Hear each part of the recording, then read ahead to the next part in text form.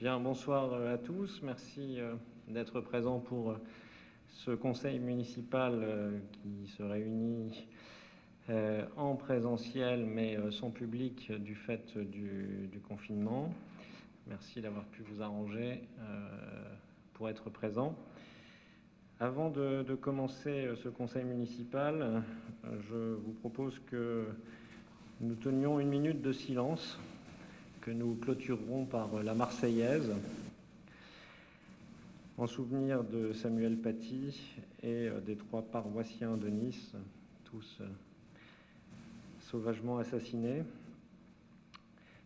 J'ai une pensée particulière pour tous ceux, enseignants, éducateurs, philosophes, journalistes, pour tous ceux qui aident l'enfant, l'adolescent, l'adolescente, l'homme, la femme, à grandir et à se nourrir intellectuellement.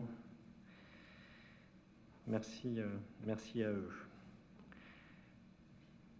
Je vais vous lire une partie d'un éditorial qui est paru dans un journal qu'on ne peut pas taxer d'extrême droite, puisqu'il s'agit du Canard enchaîné. Et je souscris, et je pense que nous serons nombreux ici à souscrire à ce qui a été écrit par l'éditorialiste du Canard enchaîné il y a 15 jours. Donc il fait référence au meurtre de Samuel Paty. Cet attentat abominable et révulsant vient s'ajouter à la meurtrière litanie de ceux qui, depuis des années, l'ont précédé.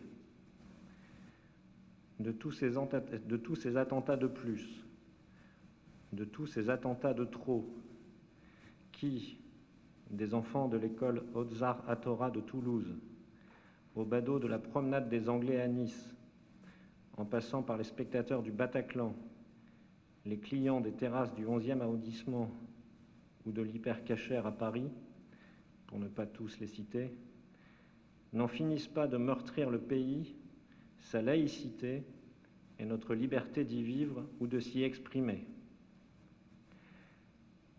Tous ont en commun d'être ou d'avoir été commis au nom de l'islamisme radical, c'est-à-dire d'une idéologie totalitaire, obscurantiste et sanguinaire qui entend, dans un pays laïque, interdire par la terreur toute critique d'une religion, l'islam, qu'elle ne cesse elle-même de dévoyer. Je vous propose que nous nous mettions debout pour cette minute de silence.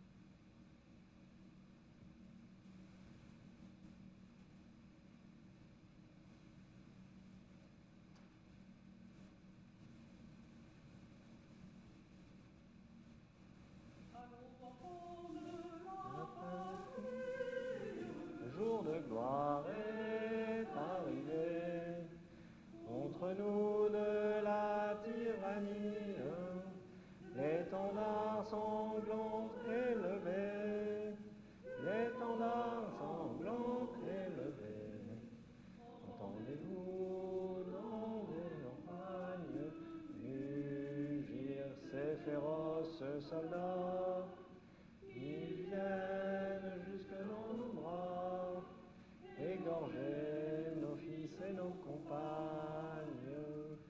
Aux armes, citoyens, formez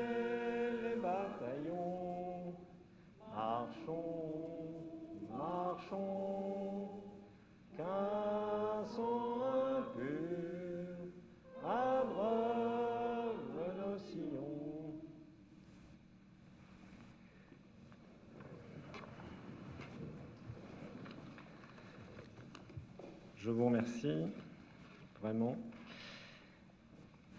Et la vie de notre ville se poursuit.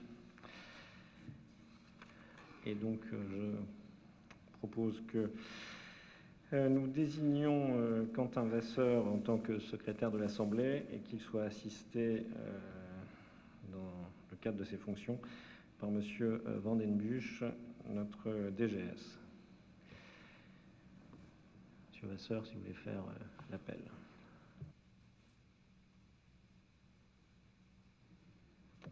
Bonsoir. Nicolas Bouche. Antoine Pirot. Héloïse Gerbert. Pierre Bertin. Emmanuel Pichonna. Kassem Lemthierry. Barbara Leroy-Ledbert. Gilles Dumay. Pascal Lucot. Fouad Laoutide. Sabine Deoise. Emmanuel Magdelaine. Chantal Cousin. Thomas Hubert. Domiti Dussautois est absente. Nicolas Burlion. Anne Ramon. Xavier Deric donne pouvoir à Guillaume Lequieffre. Martine Cacheux. Guillaume Lequieffre. Céline Doutriot. Yassir Moukrim. Christine Nisol. Bertin Lambré. Anna Kalash. Quentin Vasseur présent. Claire Pilat. Carole Doron-Tanguy donne pouvoir à Gilles Dumay. Christophe Caudron. Hélène Altide. Pierre Reinhardt. Clotilde Charperel. Stéphane Hackett donne pouvoir à Christophe Caudron. Pierre-Yves Pirat. Catherine Gilleron. Merci. Bien, merci. Donc ce conseil n'était pas prévu dans la liste des conseils municipaux que nous avions transmis au mois de septembre. Là, il est convoqué essentiellement par rapport à l'acquisition par la ville de Lambersart d'une maison en vue d'y proposer du logement social. Bon, il s'avère que du coup, il y a d'autres délibérations qui sont inscrites, puisqu'on parle de ce qui s'est passé depuis le dernier conseil jusqu'à aujourd'hui. On commence par les communications du maire. Donc il n'y a pas beaucoup de communications, il n'y en a qu'une.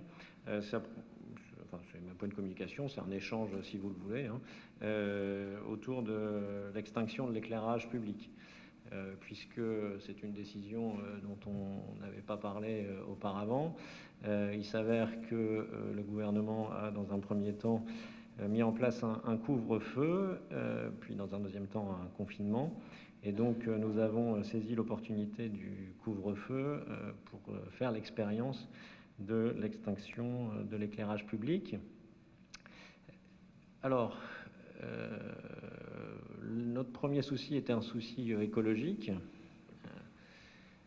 Notre deuxième souci était aussi, pourquoi pas, de faire des économies. Les réactions suite à l'extinction des feux entre 23h et 6h du matin ont été de deux ordres, positives et négatives. Donc beaucoup de réactions positives et quelques réactions négatives sur deux thématiques. La thématique de l'insécurité que ça génère et la thématique de ceux qui doivent rentrer tard ou partir tôt au travail en prenant les transports en commun. Alors sur la sécurité, bon, c'est un sujet important. Il y a des études qui sont sorties dans les villes qui pratiquent déjà depuis longtemps l'extinction de l'éclairage public. Et ces études tendent à prouver que les cambriolages n'y sont pas plus nombreux et que l'insécurité n'y est pas plus massive qu'ailleurs. Ce qui sous-tend ça, c'est le fait que pour qu'un cambrioleur ou un délinquant puisse agir, il a besoin de lumière. Et que dans le noir complet, eh bien, il allume sa propre lumière et donc il est très visible. C'est ça qui explique. Bon. On n'a pas, depuis 2 semaines, que l'éclairage public est éteint, on n'a pas de remontée particulière d'agression ni de cambriolage plus nombreux. Après, on verra. La deuxième thématique, c'est celle des travailleurs qui rentrent tard ou partent tôt le matin.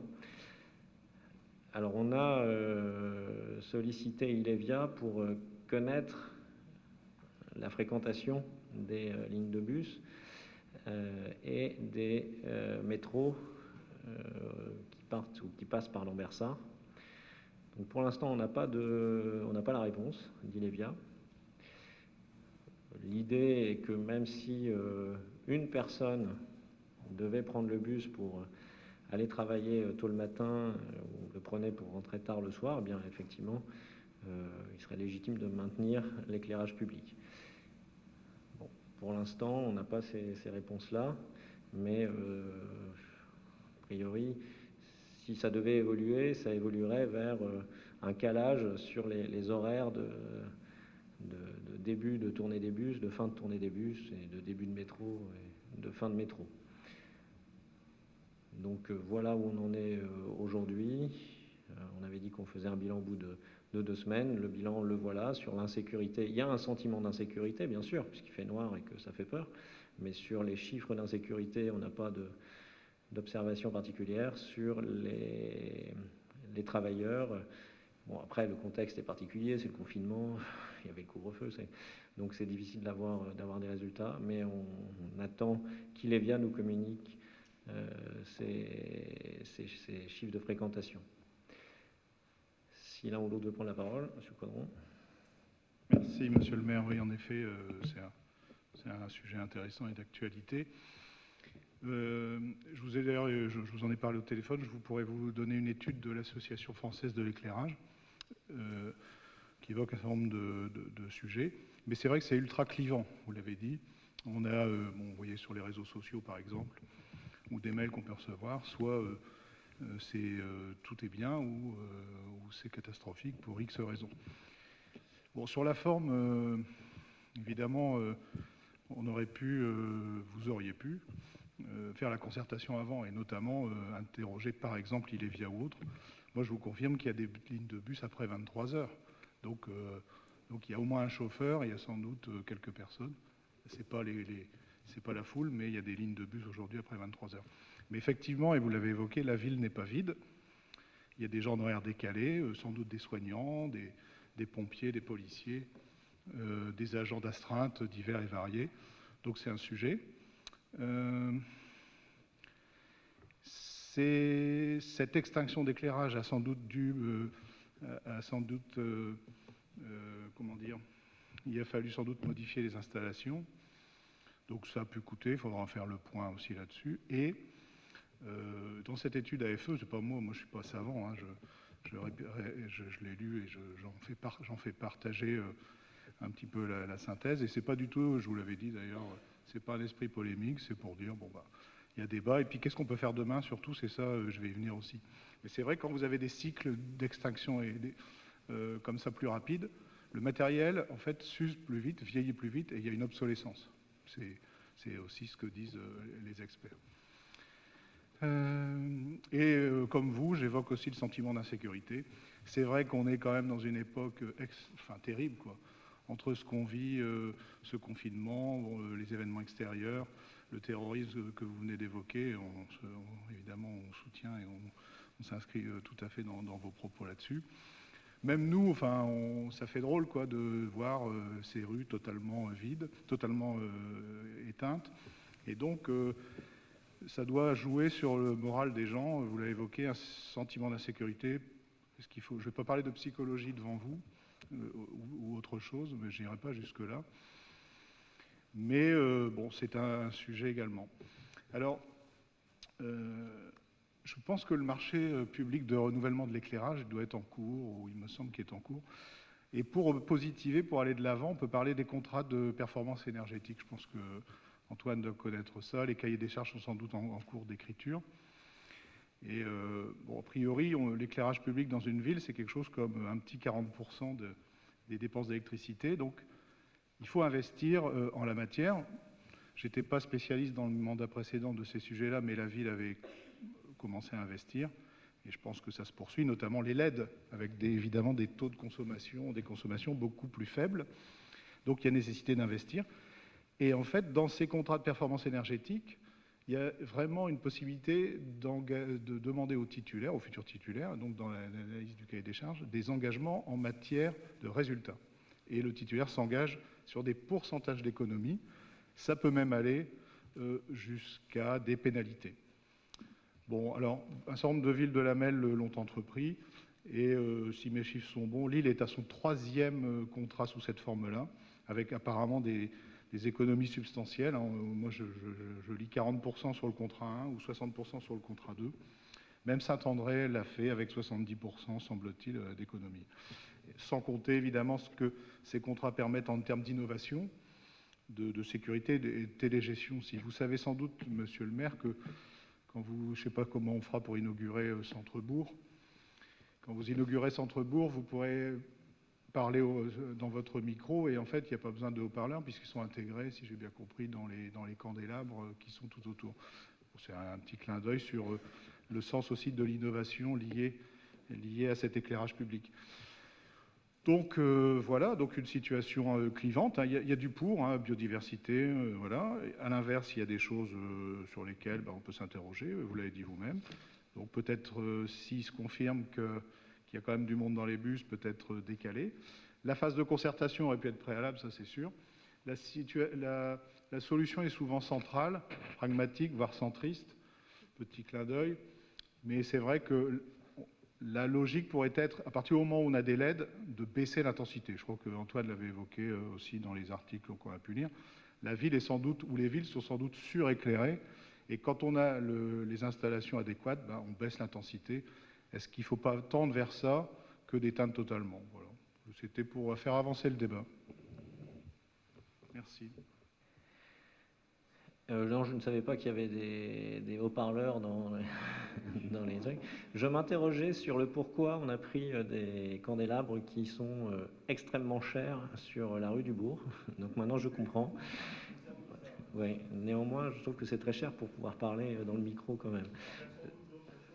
Ouais. Et je vais passer la parole à Nicolas Burlion qui s'occupe de justement l'éclairage public et qui pourra répondre à quelques questions. Merci Monsieur le maire, merci Monsieur Caudron pour cette intervention tout à fait constructive. Effectivement, on a fait aussi les analyses que vous avez faites, on a regardé les études de l'AFE. Alors l'AFE, l'Association française d'éclairage, bon, j'y mettrai un petit bémol à titre personnel parce qu'ils sont très pro-éclairage. Donc forcément, je sens au travers des documents qu'ils ont pu... alors, ils fournissent des documents extrêmement complets, des documents utiles, mais on sent que quand même, ils aiment bien l'éclairage public. Donc, bon, j'y mettrai un petit bémol à cause de ça, mais encore une fois, c'est des documents tout à fait intéressants. Il existe d'autres expérimentations de par la France qui montrent l'intérêt de l'extinction ou du moins de la réduction, comme vous l'avez souligné, effectivement. Il n'y a peut-être pas forcément besoin de fermer complètement l'éclairage public ou d'avoir des solutions intermédiaires avec des systèmes de détection de présence qui peuvent aussi être intéressantes. Donc ça, c'est quelque chose que l'on est en train de regarder. Pour le contrat de performance énergétique, je vous rejoins tout à fait. J'ai d'ailleurs demandé à Monsieur Duval, qui est le responsable du service éclairage à la ville, de se mettre en relation avec la mairie de Lille pour qu'il y ait un transfert finalement de bonnes pratiques de la mairie de Lille, comme vous l'avez souligné, qui a déjà mis en place ces contrats de performance depuis de nombreuses années et qui obtient des résultats extrêmement probants et donc forcément très intéressants pour Lambersart. Donc on va bien sûr aller dans cette direction parce que ça permet à la fois de faire des économies, mais d'avoir aussi une gestion d'énergie beaucoup plus verte à base d'énergie renouvelable, de production d'énergie renouvelable pour l'éclairage public. Donc il y a tout un tas d'atouts à aller vers ces contrats de performance énergétique. Si vous en êtes d'accord, je vous propose de faire partie de cette action pour qu'on puisse avoir finalement sans jeu de mots, un éclairage différencié entre l'équipe municipale et la majorité, et puis votre sentiment. Comme ça, on pourra avoir quelque chose de plus complet et avoir des avis plus divergents, au moins plus différents. Et puis, bien évidemment, je vous rejoins tout à fait sur la concertation. C'est quelque chose qui va se mettre en place. On va travailler à monter un projet global, systémique, qui prend en compte à la fois, bien sûr, les aspects économiques, mais aussi les aspects environnementaux, les aspects d'insécurité. Il faut traiter l'ensemble de ces questions. Et pour ça, il nous faut un petit peu de temps. Donc, on va y travailler cette année, 2021. Donc, ce qu'on va faire pour le contrat de renouvellement qui est en cours de négociation, c'est que on va le proroger d'un an, de telle manière à pouvoir continuer la maintenance normale et puis l'investissement dans les LED, je dirais, comme c'était fait les années précédentes, de telle manière à se laisser un peu de temps pour bâtir ensemble, finalement, un contrat de performance qui soit le plus ambitieux possible. Vous avez parlé d'innovation, pourquoi pas, il faut qu'on innove. Alors, on parle de détection, on parle de capteurs de luminosité, on parle de caméras de détection. Enfin, il y a plein d'innovations qui sortent ces dernières années qui vont plus loin que les LED. Il faut qu'on se laisse un peu de temps pour avoir quelque chose d'ambitieux et performant. Monsieur Pirat.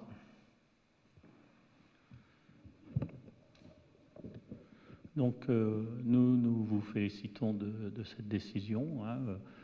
Je pense que nous rentrons dans une lutte contre le réchauffement climatique et nous avons besoin de revoir nos habitudes et nos comportements. Et effectivement, l'éclairage public, on doit viser à diminuer cette consommation qui est importante.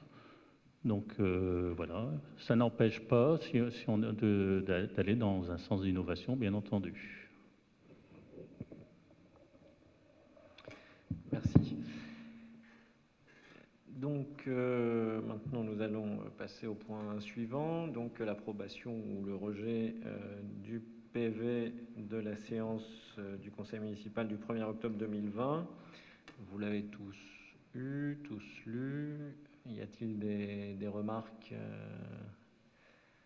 sur ce procès-verbal? Donc, qui vote contre? Qui s'abstient? Il est donc approuvé à l'unanimité. Merci. Je vous rencontre dans le cadre de l'application des articles L21, 22 et L21, 22, 23 du CG.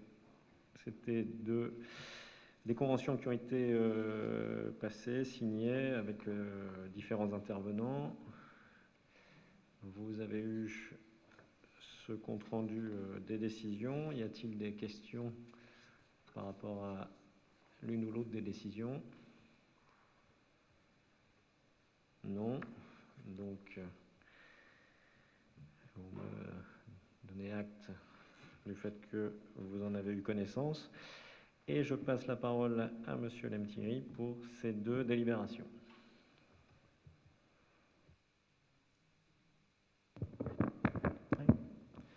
Merci.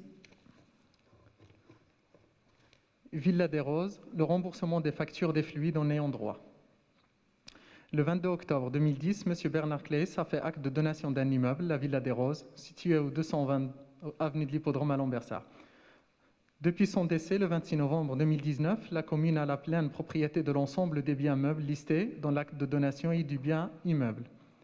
Par acte de dévolution de succession au 31 janvier 2020, Madame Wiloko et Madame Lecanu, nièces de M. Claes, ont été désignées héritières pour moitié chacune. Par ailleurs, la commune s'est occupée de faire toutes les démarches concernant le changement de 3 contrats en cours, l'eau, le gaz et l'électricité. ILEO a modifié le contrat à partir du 1er décembre 2019 pour l'eau, EDF à partir du 10 mars 2020 concernant l'abonnement du gaz. au 1er avril 2020 pour les consommations et pour l'électricité à partir du 5 mars 2020. De ce fait, il y a lieu pour clôturer la succession de rembourser aux héritières les sommes payées par leurs soins au 26 novembre 2019 et jusqu'à la date de démarrage de ces contrats.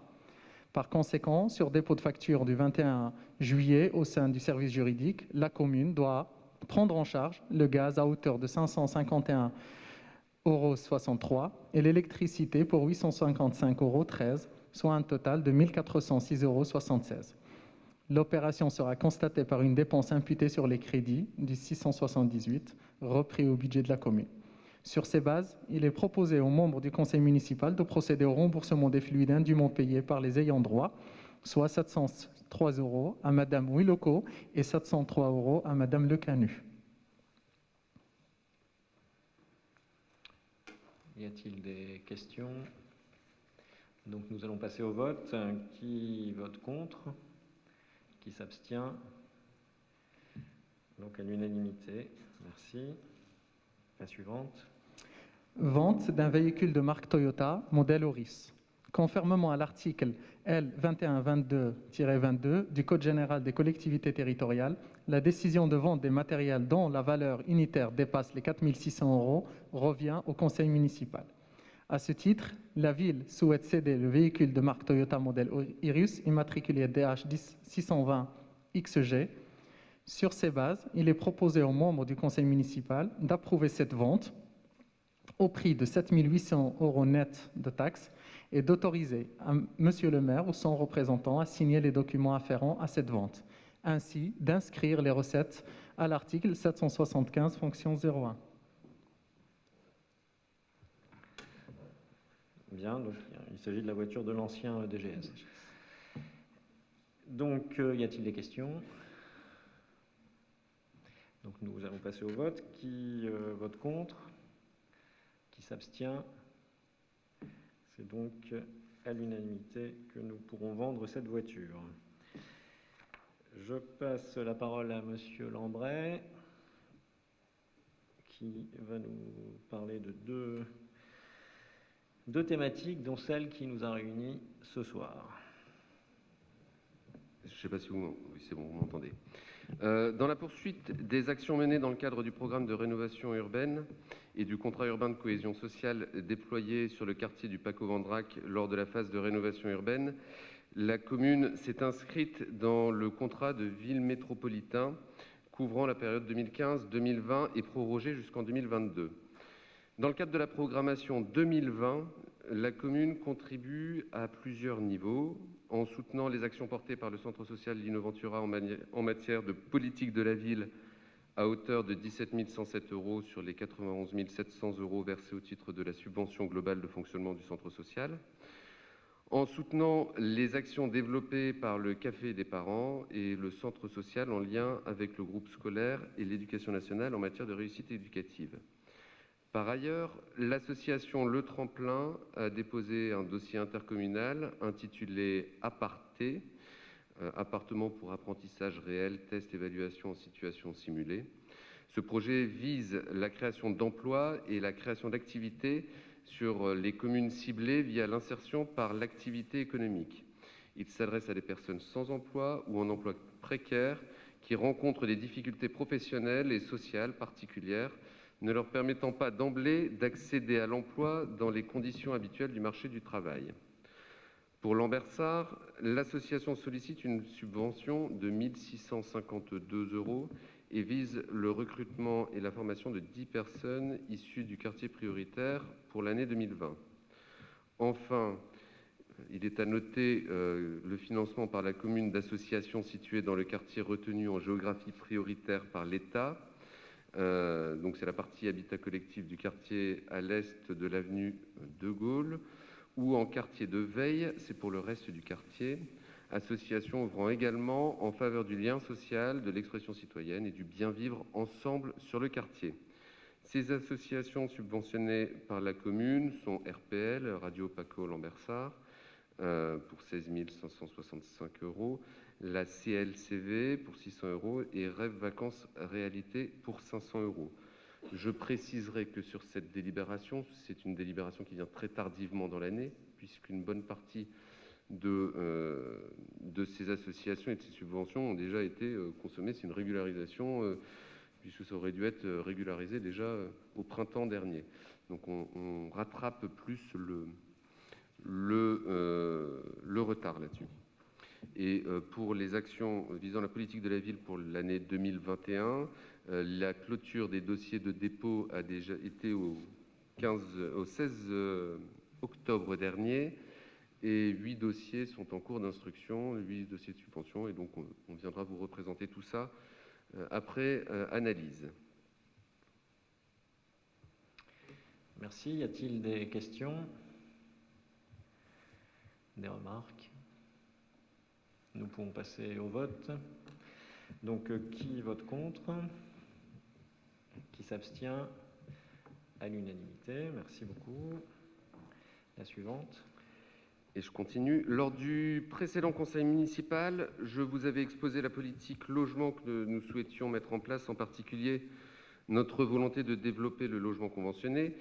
L'une des solutions exposées est l'acquisition d'un logement libre en vue de le mettre à disposition d'un bailleur social via un bail amphithéotique afin que le bailleur loue ce logement et que la destination du bien devienne sociale. De plus, avec cette solution, le manque à gagner locatif de la ville est déductible de l'amende SRU. Aujourd'hui, nous nous retrouvons, car le CCAS a validé lors de son conseil d'administration tout à l'heure, la cession à l'euro symbolique d'un de ses actifs à la ville de Lambersart, une maison sise 50 rue Ampère, acquise le 25 novembre 1994, dont les parcelles sont cadastrées AV 1141, 1140 et AV 1621. Ce montage permet de réaliser cette cession via un acte administratif, nous permettant d'économiser les frais liés à une mutation. Ça nous permet aussi de ne pas avoir à consommer les 250 000 € déplacés du budget de fonctionnement au budget d'investissement lors du précédent conseil municipal. Nous disposons d'offres effectuées par les bailleurs sociaux pour la prise à bail. Nous ne souhaitons pas les exposer aujourd'hui car nous sommes en cours de négociation, mais je suis en mesure d'indiquer que si nous tenons le timing, à savoir la réalisation de la cession et la signature du bail amphithéotique en 2020, notre amende SRU sera entièrement neutralisée en 2022. Nous soumettrons d'ailleurs lors du prochain conseil municipal le projet de bail avec le bailleur retenu. Les démarches et les rebondissements dans ce dossier sont nombreux et je tiens à féliciter et remercier les services qui ont été et sont encore totalement mobilisés pour que les objectifs fixés soient réalisés. Merci à eux et continuez dans ce sens, car vous savez que jusqu'au bout, il y aura des rebondissements. Merci. Madame Altide.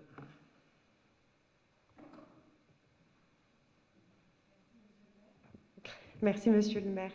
Alors, en tout premier lieu, on est complètement en phase avec la démarche qui vise à faire plus de logement social et moins d'amendes SRU. Mais je me vois contrainte de poser ici ce soir la question que je souhaitais poser cet après-midi au CCAS, n'ayant pas pu placer mes enfants, n'étant prévenus 2 heures avant la modification des modalités d'organisation. La maison est valorisée à 131 000 €.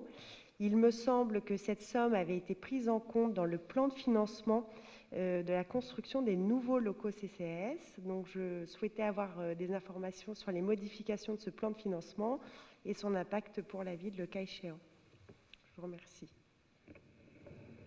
Monsieur Bertin va répondre.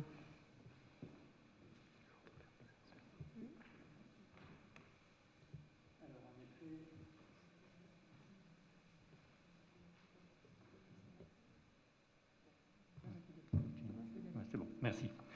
Alors en effet, l'autorisation d'aliénation de ce bien qui concerne à la fois le bâtiment et les parcelles, les jouxtants, a été validée cet après-midi en conseil d'administration. Je tiens à le préciser à l'unanimité. Et avant de répondre à votre question, je tiens à insister sur un point, à savoir que originairement, ce bien qui appartenait au CCAS devait être vendu dans le domaine public, dans le domaine privé, pour justement obtenir un prix de vente venant abonder le budget de construction des bâtiments, des nouveaux bâtiments du CCAS. Un premier compromis a été signé pour donc la vente de ces bâtiments, compromis qui est devenu sans suite puisque les acquéreurs n'ont pas obtenu le prêt bancaire qu'ils avaient sollicité, et donc ce compromis est devenu sans objet. Nous en étions à peu près à ce stade-là. Différentes visites étaient intervenues depuis dans ce bâtiment. Donc nous en étions à ce point. Le bâtiment était inoccupé. Et donc nous avons pensé que, s'agissant d'un bien du CCAS, il était important que l'affectation sociale de la maison soit conservée et non pas que le bien entre dans le domaine privé. C'est pour cela qu'après des différents échanges avec la ville, ainsi que l'a exprimé M. Lambret, l'affectation de logement social de la maison semblait la meilleure affectation. Voilà, je voulais juste recadrer le sujet. S'agissant donc maintenant du montant que devait produire la vente de cette maison, la question s'est en effet posée de procéder par le biais d'une vente classique, une vente notariée avec paiement d'un prix. Une autre hypothèse s'est présentée, c'est celle de procéder par le biais d'un acte administratif qui a présenté, il s'est avéré que cette manière de procéder avait un double avantage. Le premier avantage étant d'économiser les frais notariés qui sont évalués à environ 2 500 €, ce qui n'est pas négligeable. Et le second avantage qui s'est présenté était d'avoir la certitude de réaliser l'aliénation dans le délai du 31 décembre 2020, avant le 31 décembre 2020, pour entrer dans les conditions qui ont été exposées relativement à l'amende SRU. Alors, en effet, le produit que devait produire cette vente, que l'on devait obtenir au titre de cette vente pour le financement des nouveaux bâtiments du CCAS se pose. Il est clair que le budget du CCAS ne peut être en déséquilibre. Il est clair que le CCAS remplit son rôle d'action sociale grâce à la subvention que la municipalité, que la ville lui octroie annuellement. Et il est clair que pour le financement des nouveaux locaux, la question ne manquera pas de se poser. Nous avons proposé, et il a été décidé de procéder par le biais d'un acte administratif. La question du financement et du plan de financement des locaux se posera forcément au moment de l'adoption du budget du CCAS pour prendre en compte en effet le prix qui n'a pas été obtenu.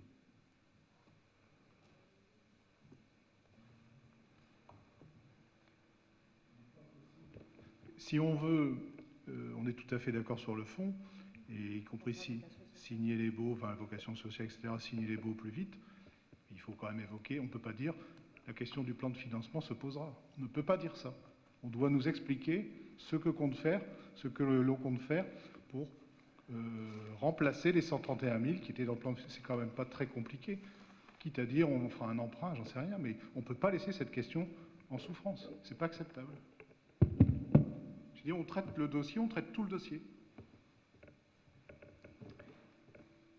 Quitte à me dire, on va mettre un emprunt, moi je m'en fiche. Donc bien sûr qu'on s'est posé la question, et la réponse elle est assez simple, c'est que la ville ne va pas laisser tomber le CCAS. C'est la réponse en tout cas qu'on fait. C'est-à-dire que de fait, le CCAS comptait sur les 136 000 euros. Il ne les a pas aujourd'hui, il ne les aura pas demain en caisse. Néanmoins, lors de sa demande de subvention annuelle auprès de la mairie, il pourra solliciter une subvention augmentée, puisqu'il n'a pas aujourd'hui cet argent en caisse. Et je pense, peut-être que le conseil municipal s'y opposera, mais il est probable que le conseil municipal, ayant à cœur de soutenir les actions sociales, autorisera que cette subvention, dès lors qu'elle est légitime, soit acceptée. Il ne faut pas essayer de m'emmener là où je ne veux pas aller. On a dit, et Yann Altid l'a dit, on est tout à fait en phase, etc. On a tout fait, je vous le répète, pour que ce conseil se tienne, et on est dans d'excellentes dispositions. Et donc là, vous avez mis un élément de réponse, mais on ne peut pas dire, on vous demande de vous réunir en urgence, etc. C'est un tout. Donc quand on dit la question du plan de financement se posera, c'est pas suffisant. Là, vous venez d'évoquer des éléments de réponse. De toute façon, dire la ville ne laissera pas tomber le CCAS, oui, enfin on peut le dire assis ou debout, c'est pareil. Je veux dire, là aussi, c'est la palissade. Après, par contre, là, ça devient intéressant. Les éléments de réponse, oui, il n'y en a pas 36. Donc soit c'est la subvention du CCAS, qui c'est un établissement public totalement lié à la ville, c'est tellement évident, ou j'ai plus en tête les chiffres, où le CCAS a la capacité d'avoir un emprunt en plus, j'en sais rien, bon, peu importe. Là, ce sont les éléments de réponse. Et là, on avance dans le débat. Mais sinon, on ne peut pas dire, c'est sur la forme, on ne peut pas dire, le plan de financement, on verra. Et ça, c'est pas acceptable. Mais là, je considère qu'on a des éléments de réponse. Subvention qu'on votera, il n'y a pas de scoop non plus, ou emprunt si les taux, si la capacité, ça revient au même, sauf qu'on étale la chose.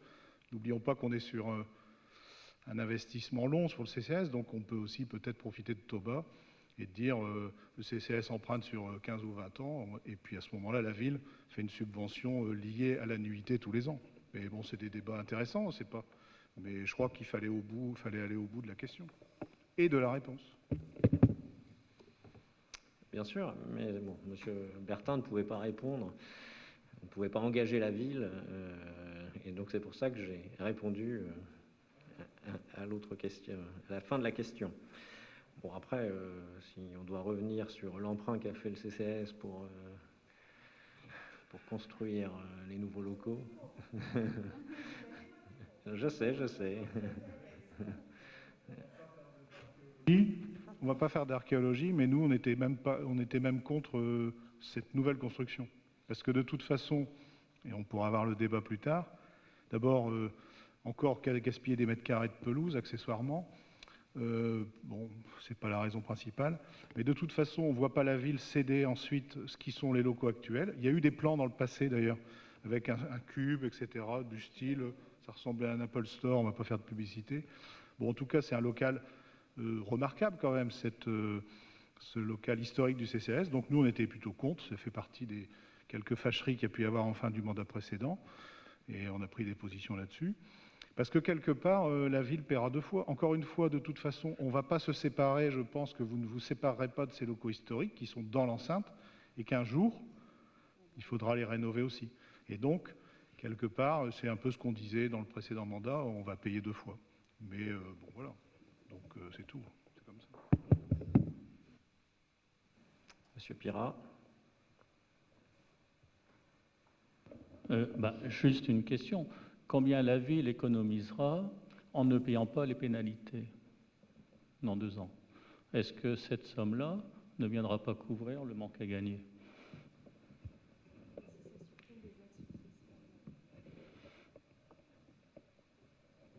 Donc non, parce que de toute façon, l'amende on la paye ou on investit. Donc nous avons décidé d'investir, mais l'argent, il faut quand même le sortir, hein, de fait. Là, on le sort indirectement via le CCAS, sans aucun doute, mais on va devoir abonder le budget du CCAS. Après, sachez que chaque année, on va acquérir un bien immobilier de façon à, plutôt que donner de l'argent à perte, enrichir à long terme la ville. C'est-à-dire que nos successeurs, dans 50 ans, récupéreront des logements, des maisons, dès lors que le bail avec le bailleur social sera terminé. Donc nous n'en bénéficierons pas immédiatement, mais la ville de Lambersart va bénéficier chaque année de l'acquisition d'un bien immobilier. Y a-t-il... Monsieur Lambret. Ouais, juste pour préciser, vous demandiez le montant de l'amende est de 165 000 € si l'amende n'est pas majorée. Le 16 octobre dernier, monsieur le maire a rencontré le préfet pour renégocier l'amende. Malheureusement, il n'est pas sorti avec le montant de l'amende qui serait... on attend la fin de l'année pour connaître le montant qui sera fixé par le préfet, mais si elle n'est pas majorée, elle est de 165 000 €, donc minimum. Voilà.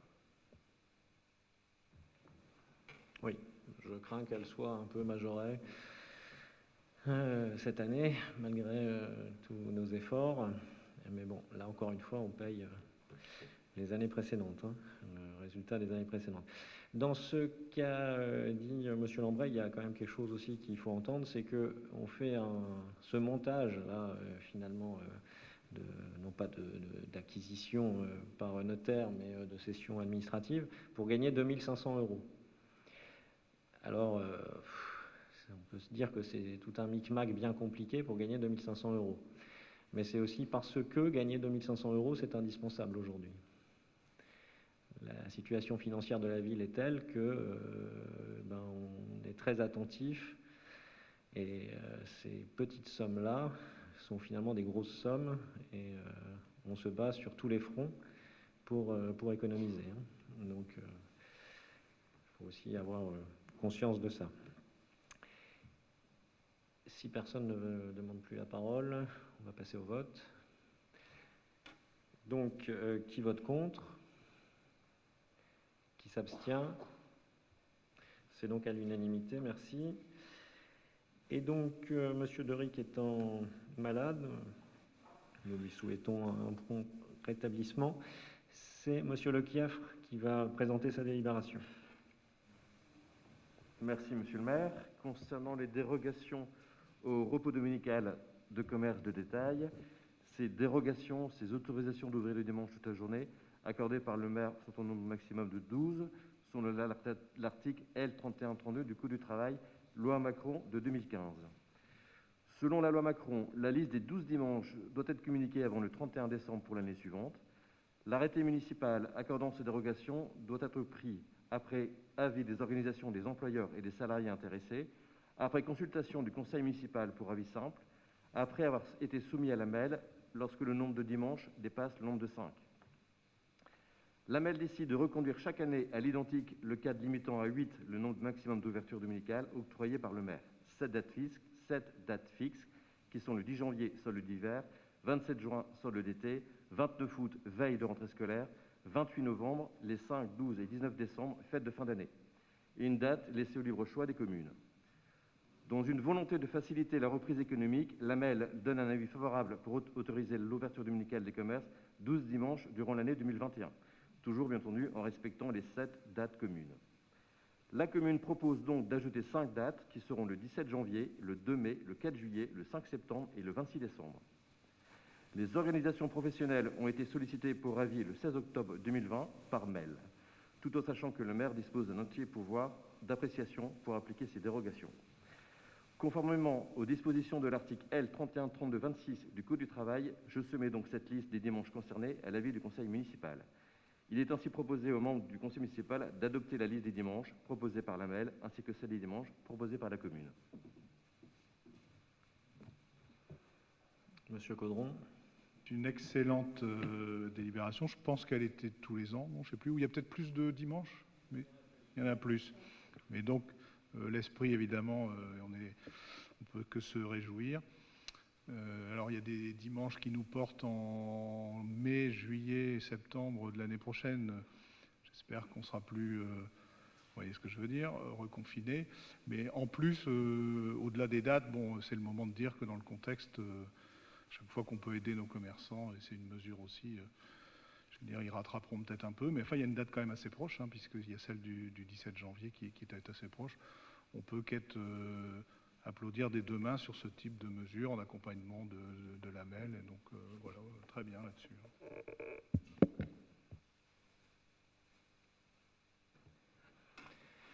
Bah, oui, au niveau des commerces, là, j'ai rencontré hier une délégation de commerçants qui sont dans un état de tristesse, d'inquiétude très, très important. Je pense là que les commerçants d'aujourd'hui, sur un plan du risque suicidaire, sont les agriculteurs d'hier. Parce que là, c'est vraiment très, très, très dur, hein. Donc, bon, nous, la ville, on va faire ce qu'on peut. Alors ce qu'on peut, bon, je viens de le dire, financièrement, on est très limité, hein. On a fait cette tombola qui permettait aux Lambert-Sartois de remporter des chèques de 40 € en disant si les gens vont dépenser 40 €, ils vont peut-être dépenser plus, hein. Donc une espèce, comment dire, d'augmentation finalement de ce qu'on dépense. Là, on met à disposition les services, les moyens de communication. On va peut-être mettre à disposition aussi l'aide du service informatique pour le click and collect. Bon, donc, on est en train de voir ça avec eux. Enfin, en tout cas, même si nos moyens sont limités, voilà, on fait ce qu'on peut. Et on est preneur des idées qui émanent de chacun et des commerçants en particulier. On est prêt vraiment à les accompagner. Donc voilà, ils le savent, ils nous sollicitent. Mais c'est vrai que leur situation est dramatique. Bien, nous allons passer au vote. Alors, Monsieur Pirat va prendre la parole. Donc, nous, on a bien compris qu'on ne nous demandait pas de discuter sur le travail du dimanche, sur sa pertinence ou pas, hein. Donc voilà, donc effectivement, donc il y a des décisions qui vont être prises pour l'ouverture du dimanche.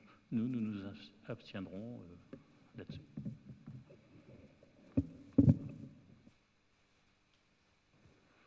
Donc ce que nous allons constater immédiatement, qui vote contre ? Qui s'abstient? Les autres votent pour. Donc 2 abstentions. Bien, je vous remercie. Il ne me semble pas avoir reçu de questions des groupes politiques pour le conseil municipal de ce soir. Merci à M. Pirat qui me dit qu'il a fait un effort. Mais n'hésitez pas à poser des questions, hein. C'est aussi à ça que ça sert un conseil municipal, c'est de l'échange. Donc je vous remercie encore une fois d'avoir pu vous adapter pour être présent ici ce soir. Nous nous retrouvons en théorie en présentiel le 17 décembre prochain. Voilà, dans le contexte actuel, on ne peut pas être certain ni du maintien de cette date, ni de la forme que prendra le conseil municipal, mais on part sur le 17 décembre en présentiel. Merci. Pardon ? Non, le 17 décembre, c'est bien. Merci à tous, bonne soirée, et puis bon courage pour tout ce qui nous arrive.